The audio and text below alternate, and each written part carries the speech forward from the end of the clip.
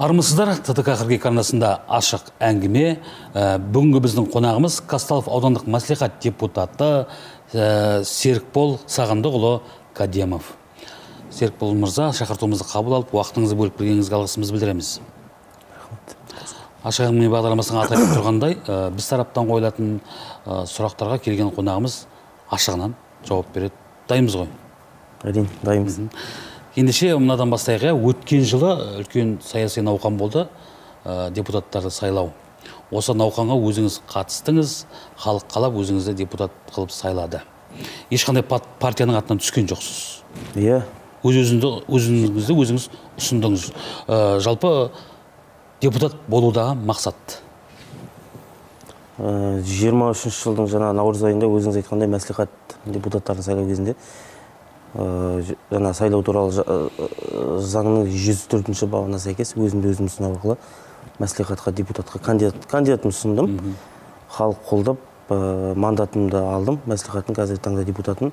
Енді мақсатым депутат болудағы мына ауылдың әлеуметтік экономикалық мәселелеріне араласу, жалпы аудан басшылығының жұмысына, елдегі мәселелерді шешуге септігімді тигізу. Өзім сол ауылдың тұрғыны ретінде, сол ауылдың баласы ретінде. Жалпы депутат болу қаншалықты қиын әрі жауапты. Өйткені бүгінде Бұқара не билікке сенбейді, не депутаттарға сенбейді. Ол рас. Бізде деген енді қазір жаңа Қазақстан деп жатырмыз ғой. Ескі Қазақстанның 30 жыл бойы жаңағы елдің көңіліне шықпаған бір жүйе болды ғой бізге. Сол кездегі сайлаулардың, заңсыз сайлаулардың нәтижесіне халық сондай сенімсіздік танытып, қазіргі таңда сайлауға да рас халық сенбейді, сайлауға бармайды.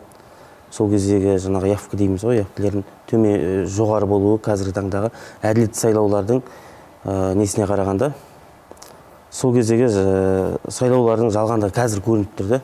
Себебі мен сайлауға түскен кезде халық мен бірден сайлау маған депутат болу оңай болды деп айта алмаймын.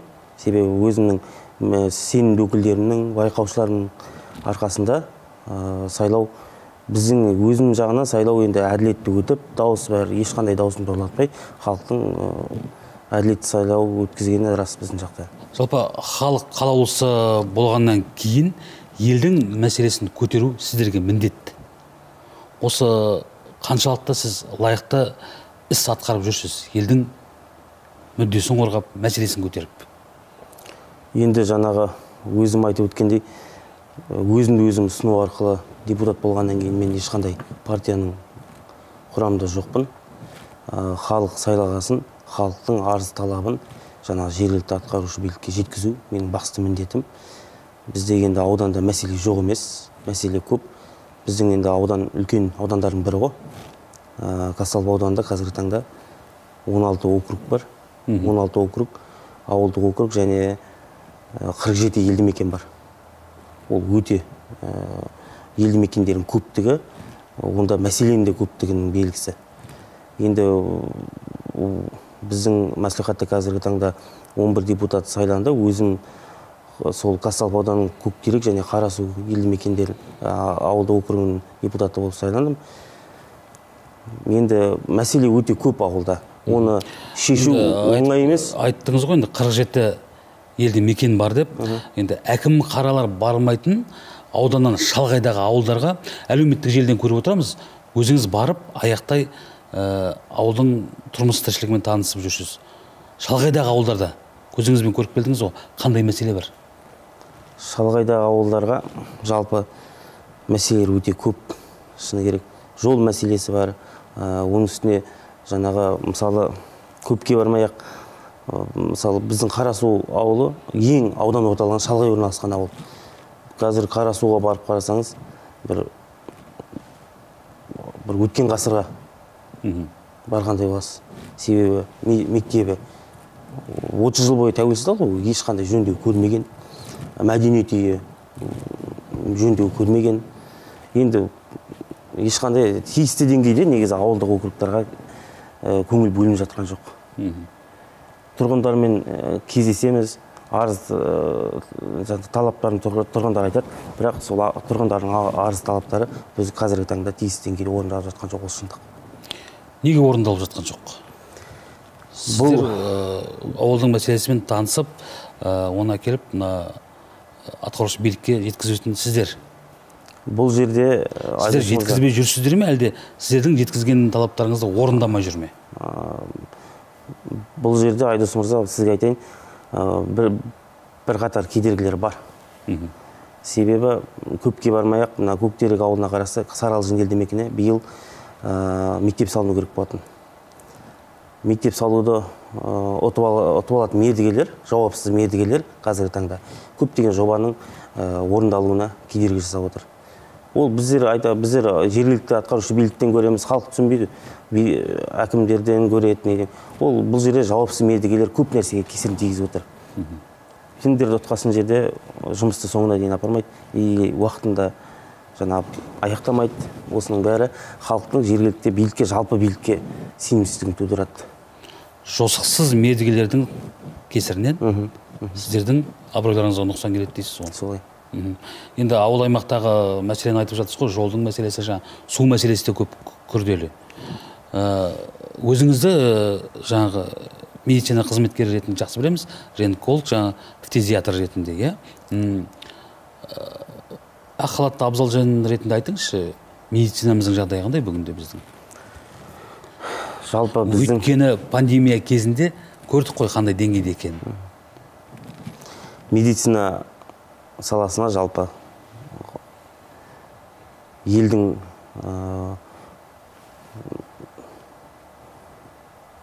медицина саласына елдің көңілі 100% толмайтыны белгілі ол. Себебі қазіргі таңда медицина саласында мына соңғы 5-6 жылда мәмс жүйесі енгізгелі көптеген тұрғындар тарапынан түсініспеушілік бар. Біздер қалай медицина саласын, қай біздер реформаны шетелдің дамыған елдерін аламыз. Біздер енді дамыған елміз, біз дамушы елміз, дамыған елдердің қатарына қосылғысы келетін дамушы елміз. Біздерден дамыған елдердің тәжірибесінен алған нәрсе біздің кейде менталитетімізге ме, или біз оған әлеуметтік экономикалық тұрғыдан дайын емес болып келеміз. Сол себепті медицина саласындағы мәмс жүйесіне деген түсініспеушіліктер содан туып отыр деп өз басым есептеймін. Осы медицина саласында енді айттым ғой, пандемиядан кейінгі көріп қалдық қандай деңгейде екенін, одан кейін бір өзгеріс енгізіліп, медицина саласында керекті құрал жабдықтар алынды ма? Аппараттар, заманауи. 23-ші жылда мен медицина саласына бір көңіл аударылған жыл болды деп есептеймін. Өзіміздің ауданымызға, себебі біздің ауданымызға Қараөзен ауылына және Бостандық ауылына медициналық пункт, Қароб ауылына медициналық пункттер жаңартылды, жаңадан салынды. Енді одан бөлек жедел жәрдем көліктері беріп жатыр. Біздің ауданда бір емес 2 ауданда аурухана бар. Оған медициналық құрылғылармен жабдықталып жатыр. Онымен сол жерде жұмыс жасау толық сенім айта аламын. Оның үстіне бізде қазір Жалпақтал ауруханасына хирург дәрігерлер келді. Бұрынғыдай аппендицит дейміз, өттас аурулар операцияларын біздер қазір аудандық аурухана жасап жатыр. Оның өзі қазір біз үшін жетістік. Себебі бізде қиын кезеңдер болды, өзіңіз айтқандай. Пандемия кезінде болсын, одан бұрын хирург дәрігер жоқ, гинеколог дәрігер жоқ, қиын кезеңдер. Қазір Аллаға шүкір, ауруханада халық медициналық көмекке енді тиісті деңгейде атқарылып жатыр. Жақсы, Серікбол мырза, әңгімеміздің бағытын мынау әлеуметтік желіде де айтып жүрміз. Осы жақында келген мәжіліс депутаттарына да сауал жолдадыңыздар. Жалпақтал ауыл төңірегінде айтайықшы. Сіздер қолға алып жүрсіздер Жалпақтал ауылының аудан ретінде статусын қайтару мәселесін көтермеген жеріңіз жоқ, әлеуметтік желіде оны тіпті айтып та жүрсіздер. Осы Жалпақтал жөнінде айтып өтсеңіз. Енді Жалпақтал ауылы тарих тереңде жатқан біздің енді туып өскен өңіріміз ғой. Кезінде 90-шы жылдары тоқырауға ұшырап, сол кездегі айтамыз ғой, солақай саясаттың кесірінен сол кезде бір аудандық статусынан түсіп, қазіргі таңда енді ауылдық статуста. Бірақ енді ауылды кез келген адам Жалпақталға барып, ауылдық округ деп айта алмайды. Себебі біздің Жалпақтал қазір түлектердің осы өңірде туып өскен азаматтардың арқасында өзінің әлін ажарын жоғалтқан жоқ. Оны толық сеніммен айта аламыз. Бізде жыл сайын Жалпақталдың ерекшелігі осында туып өскен азаматтар қазір жыл сайын ауылға миллиондаған жобаны іске асырып жатыр. Мен қазір біреуін айтып, біреу айтпай қалсам, бір түлектер ренжіп қалуы мүмкін. Сондықтан енді бізге ауылға демалыс саябақтары салынды, шағын футбол алаңдары, жаңағы спорттық жаттығу алаңдары салынды. Енді айта берсе көп, кеше осы бағдарламаға келер алдында мен есептеп көрдім, шегі мен шегі жоқ екен. Құны 200 миллион үстіне шығады. Осы түлектердің өз қалтасынан жасалған дүниелер. Енді әлеуметтік желіде мынандай көзқарас бар. Ауданға бөлінетін қаржы Жалпақталға жетпей қалып жатады, келмей қалып жатады деп. Бұл қаншалықты дұрыс нәрсе?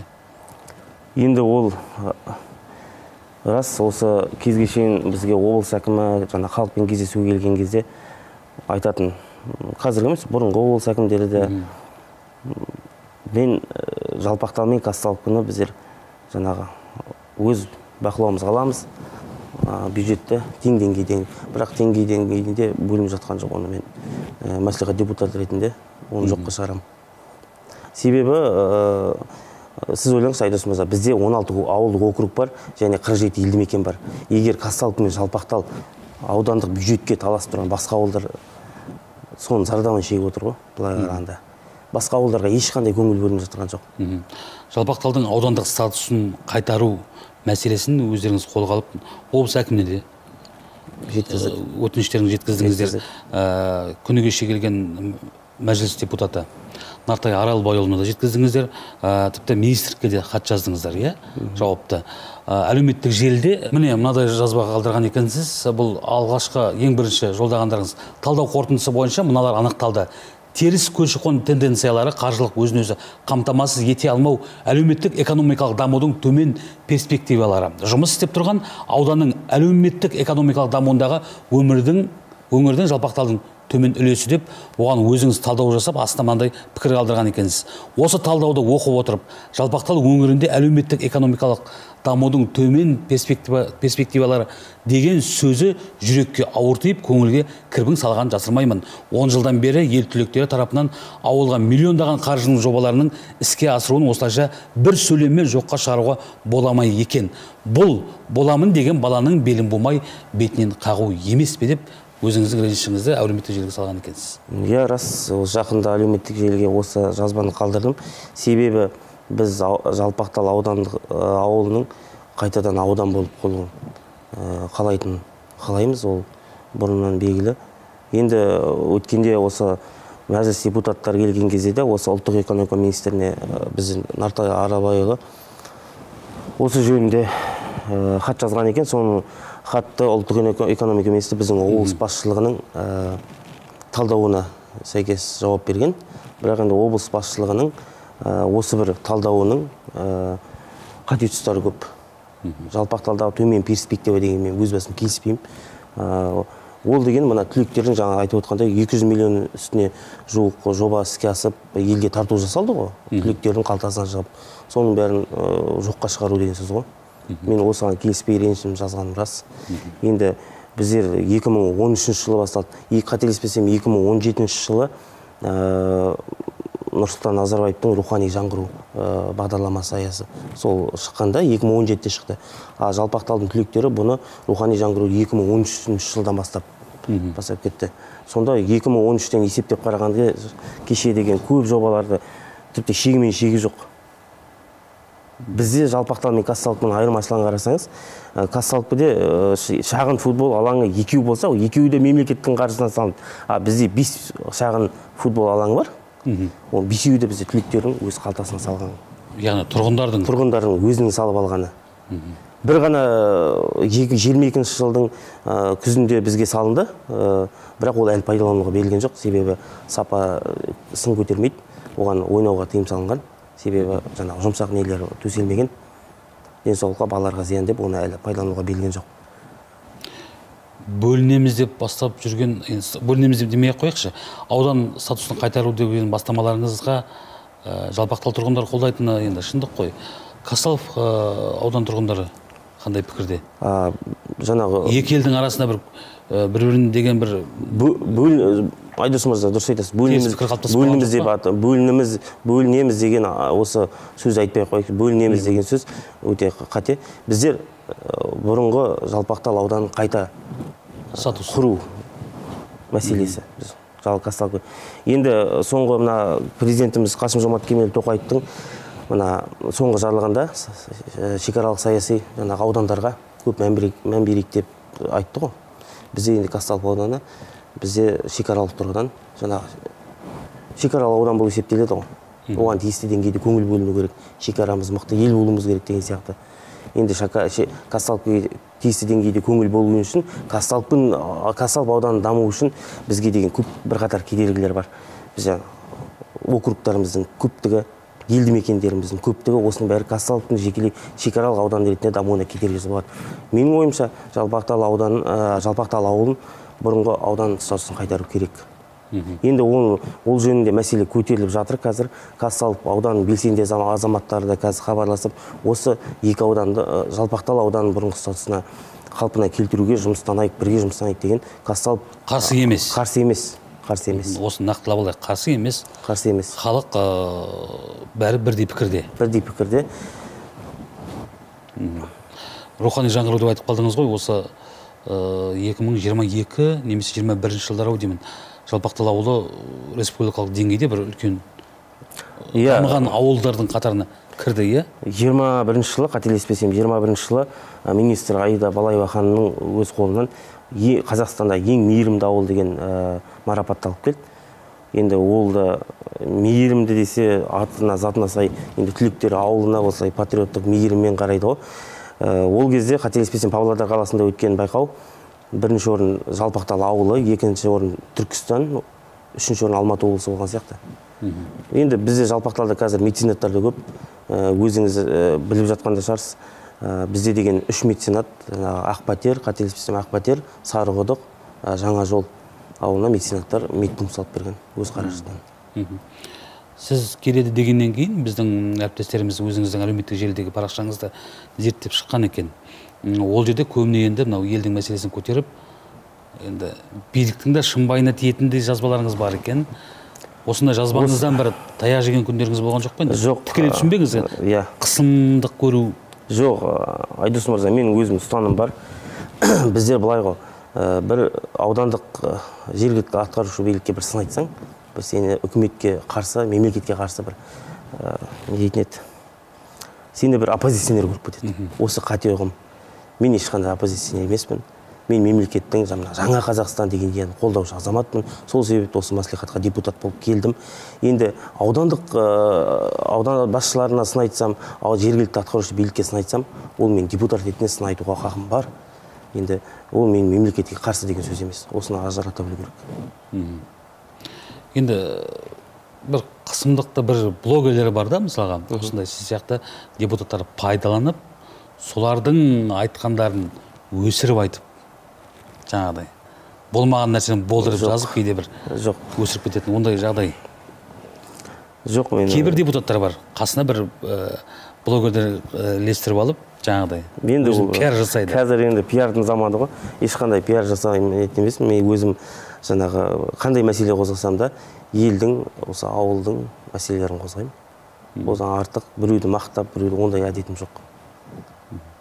Енді өзіңіз айтып отырсыз ғой, шындықтан мен аттаған емеспін деп. Жалпы өмірлік ұстанымыңыз қандай?